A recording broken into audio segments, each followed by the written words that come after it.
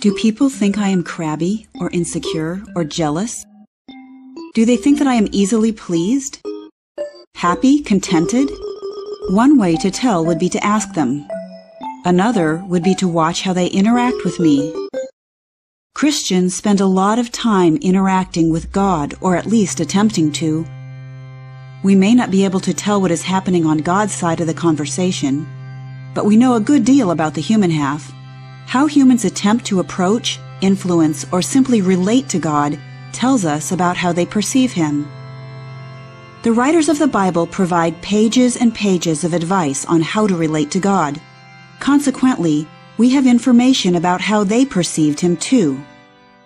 According to cognitive scientist Pascal Boyer, most supernatural beings, regardless of their physical form, have human psyches, including emotions. The God of the Bible is no exception. I have said that biblical ideas about God's anger may come from how powerful people behave towards those of lower status. Sermons and sacred texts that wax eloquent about God's anger are one of many clues that most of the Bible writers related to God as a high-status human. Most Christians since do too. Another bit of evidence can be seen in biblical notions of what gives God pleasure. The counterpoint to God's easily triggered anger is that certain ways of relating to God please Him and so court His favor. Making burnt offerings, for example. Quote, "He is to wash the inner parts and the legs with water, and the priest is to burn all of it on the altar. It is a burnt offering, an offering made by fire, an aroma pleasing to the Lord." Besides gifts and offerings, burnt or otherwise, what kinds of attitudes and related behaviors please high-status people? My daughters recently negotiated the middle school world of queen bees and wannabes. Queen bees want to be the center of attention. They like being admired and imitated. After all, imitation is the highest form of flattery. They like exclusivity and often will reject girls who spend time with outsiders to their clique. They like calling the shots. They like bequeathing special favors and getting almost pathetic gratitude from the lowly in return. If we think about this list, it is painfully similar to what the God of Christians desires from His followers. Attention. On Thee will I meditate night and day. Praise and admiration, for the Lord is great and greatly to be praised. Subservience. I will bow before the Lord my Maker. Dependency. Ask, and it shall be given. Uncritical compliance. Receive the kingdom of God like a little child. Exclusivity. Thou shalt have no other gods before me, for I am a jealous God. Gratitude for this unspeakable gift. These components are central to how Christians relate to God. In searching to demonstrate this point, I went to my browser and typed in prayers for children. The first one that came up, a rhyming prayer to start off a child's day, illustrates beautifully. There is bowing, a gesture of subservience, gratitude, praise, compliance, and dependency. It opens like this.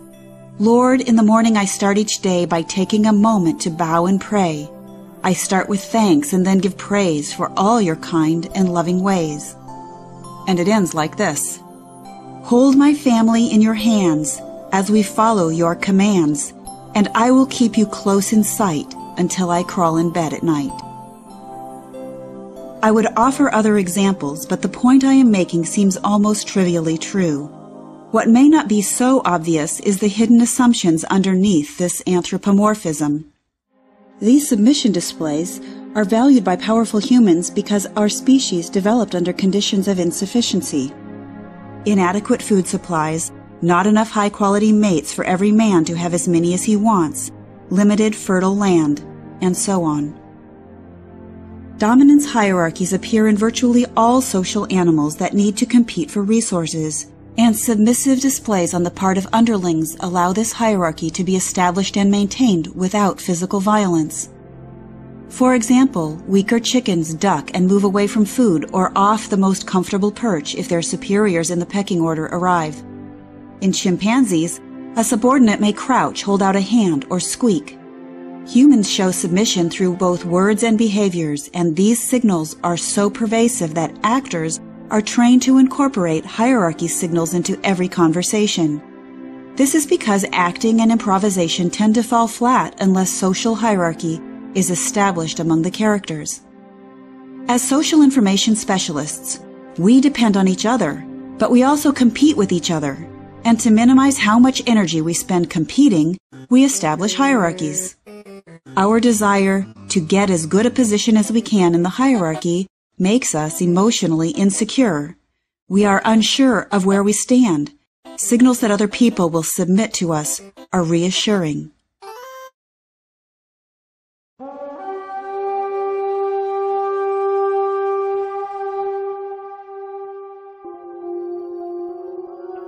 Most people find it uncomfortable to be told that Islam means submission. The images of forced submission can be a little too graphic. And yet the reality is that dominance and submission are an integral part of all religions with person gods. Even though humans are creative communicators, some of our religious behaviors may have specific biological roots. Consider, for example, the act of bowing one's head in prayer. It probably is traceable to ancient postures that allowed commoners to approach royalty. The word grovel means to show exaggerated deference or contrition in order to appease someone. But its medieval root appears related to the word prone and may have to do with the physical posture required to approach a king. A parallel word, kowtow, means to behave with extreme submissiveness to please an authority figure. But it derives from the traditional Chinese practice of bowing so low that your head touches the ground. These behaviors in turn may derive from something far more ancient. In other primates, a bow communicates submission to an animal of higher status. It can be a means of avoiding a fight when tensions are high. In this world, if we understand our place, if we engage in submissive behaviors, then high-status people let us hang around, and we ourselves gain status from the proximity. I recently was invited to an investment club meeting at the home of a powerful woman. I couldn't help noticing the actions of the guests, who are mostly less wealthy and less social.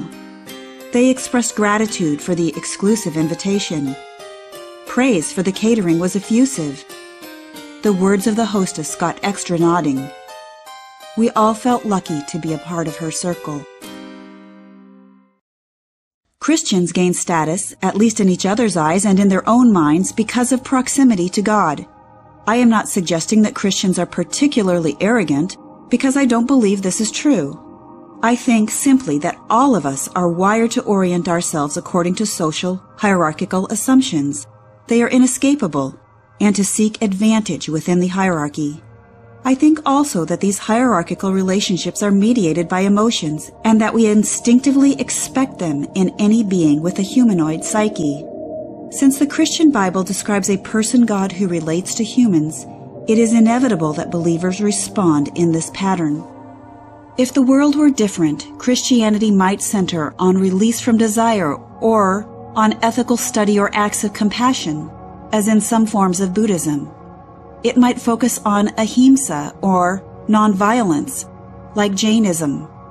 But that would take a different Bible. Like the God of Islam, the God of the Bible is interested primarily in worship. That is what the sacred texts tell us, and believers respond. As a consequence, intellectual assent accompanied by submission behaviors and displays of devotion are core to both religions.